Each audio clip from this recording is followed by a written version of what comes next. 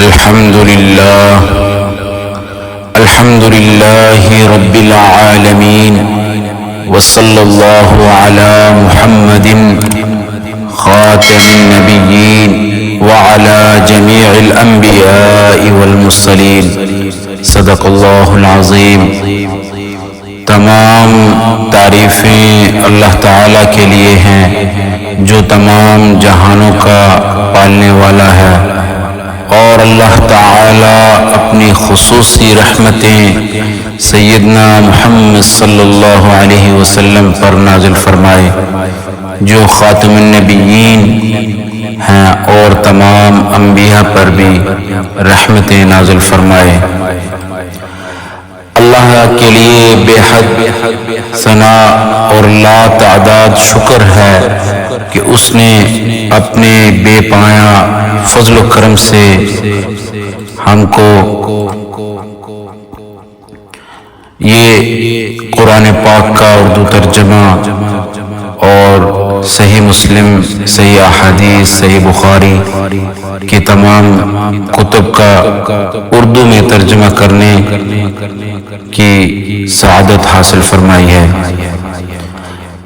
آج ہمارے لیے پھر اللہ کے حضور اظہار شکر کا خصوصی موقع ہے کہ ہم نے کتاب اللہ کے بعد دو صحیح ترین کتابوں میں سے ایک صحیح مسلم اردو ترجمے اور مختصر شرح کے ساتھ قارئین کرام کی خدمت میں پیش کر رہے ہیں۔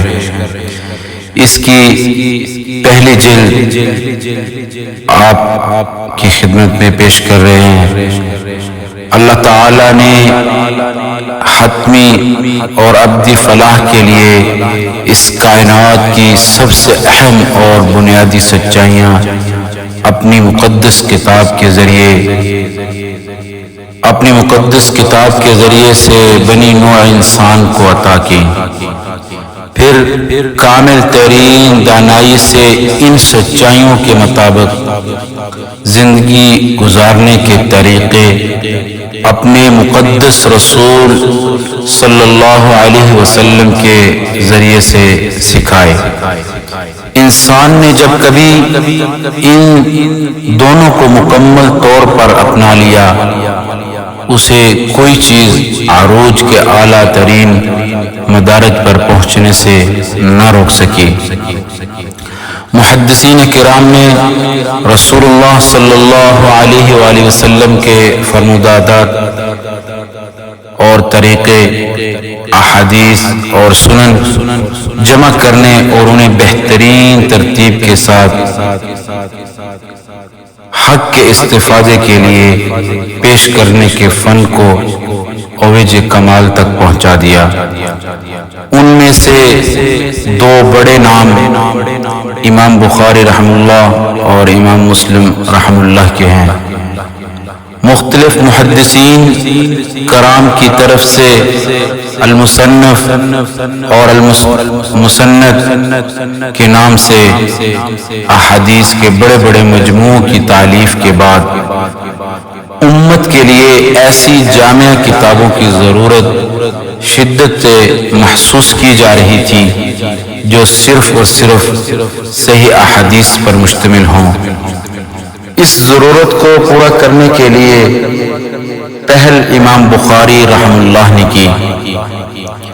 ان کی صحیح جیسی اہم ترین جامع کتاب کے سامنے آ جانے کے بعد بھی صحیح احادیث پر مشتمل ایک اور مجموعہ حدیث کی گنجائش موجود تھی، بلکہ یہ کہنا زیادہ درست ہوگا کہ اس جیسی ایک اور صحیح کی ضرورت محسوس کی جا رہی تھی۔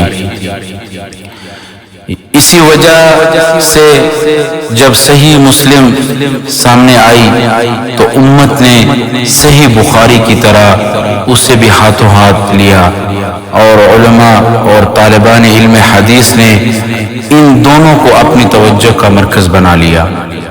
دونوں کے معیار، انتخاب اور اسلوب میں جو فرق ہے، اس کی بنا پر اہل علم کے نزدیک یہ دونوں کتابیں ناگزیر قرار پائیں۔ تدریس حدیث کے لیے ان پر احصار کیا جانے لگا اور حدیث کے باقی مجموعوں سے کہیں زیادہ ہر پہلو سے ان دونوں کتابوں کا مطالعہ کیا گیا۔